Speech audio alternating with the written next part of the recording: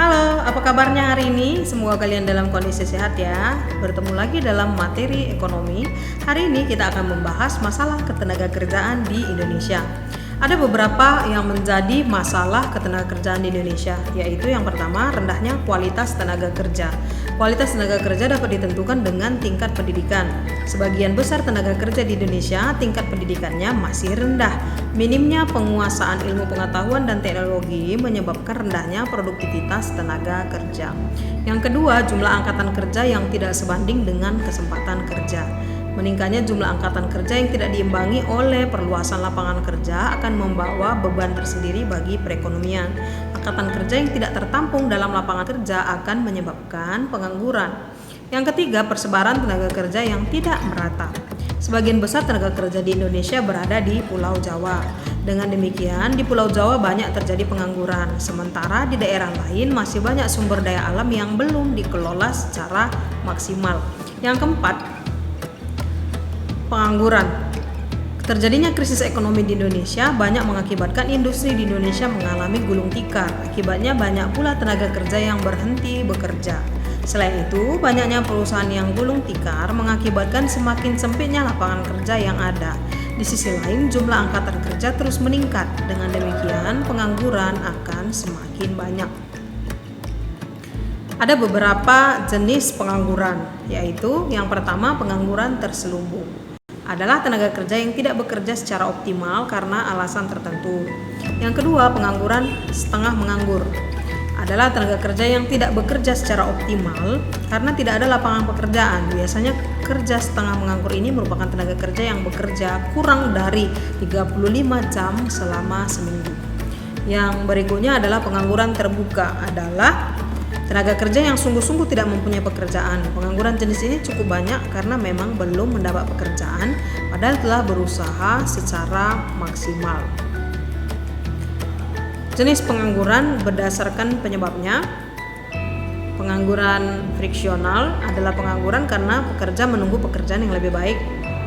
Pengangguran struktural adalah pengangguran yang disebabkan oleh penganggur yang mencari lapangan pekerjaan tidak mampu memenuhi persyaratan yang ditentukan pembuka lapangan kerja. Pengangguran teknologi adalah pengangguran yang disebabkan perkembangan atau pergantian teknologi. Perubahan ini dapat menyebabkan pekerja harus diganti untuk bisa menggunakan teknologi yang diterapkan. Kemudian ada pengangguran klinikal, adalah pengangguran yang disebabkan kemunduran ekonomi yang menyebabkan perusahaan tidak mampu menampung semua pekerja yang ada. Kemudian ada pengangguran musiman, adalah pengangguran akibat siklus ekonomi yang berfluktuasi karena pergantian musim. Yang keenam, pengangguran setengah menganggur adalah pengangguran di saat pekerja yang hanya bekerja di bawah jam normal sekitar 7-8 jam sehari. Berarti kurang dari 7 atau 8 jam per hari. Kemudian yang berikutnya, pengangguran keahlian adalah pengangguran yang disebabkan karena tidak adanya lapangan kerja yang sesuai dengan bidang keahlian. Yang kedelapan, pengangguran total adalah pengangguran yang benar-benar tidak mendapat pekerjaan karena tidak adanya lapangan kerja atau tidak adanya peluang untuk menciptakan lapangan kerja. Ada beberapa akibat dari banyaknya pengangguran, yaitu bagi perekonomian negara. Yang pertama, penurunan pendapatan per kapita. Mengapa pendapatan per kapita menurun? Karena pengangguran ini tidak memiliki pendapatan. Sementara dalam pendapatan per kapita, seluruh total pendapatan akan dijumlah dan dibagi rata dengan jumlah penduduk. Sehingga jika banyak pengangguran, berarti mereka tidak punya pendapatan. Kalau mereka tidak punya pendapatan, otomatis nanti penurunan pendapatan per kapita terjadi. Yang kedua, penurunan pendapatan pemerintah yang berasal dari sektor pajak. Jelas ya, jika seseorang tidak memiliki penghasilan maka dia tidak akan bayar pajak. Berarti nanti pendapatan pemerintah dari sektor pajak penghasilan akan menurun. Yang ketiga, meningkatnya biaya sosial yang harus dikeluarkan oleh pemerintah. Biaya sosial ini maksudnya seperti bantuan kepada masyarakat yang ekonomi sosial rendah gitu ya.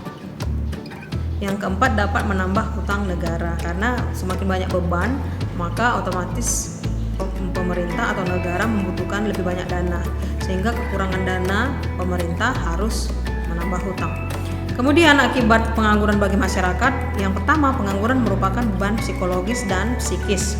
Yang kedua, pengangguran dapat menghilangkan keterampilan karena tidak digunakan apabila tidak bekerja. Biasanya begitu ya, seseorang dengan keahlian tertentu jika tidak dipergunakan lagi, maka lama-kelamaan keahliannya atau keterampilannya dapat hilang atau berkurang begitu.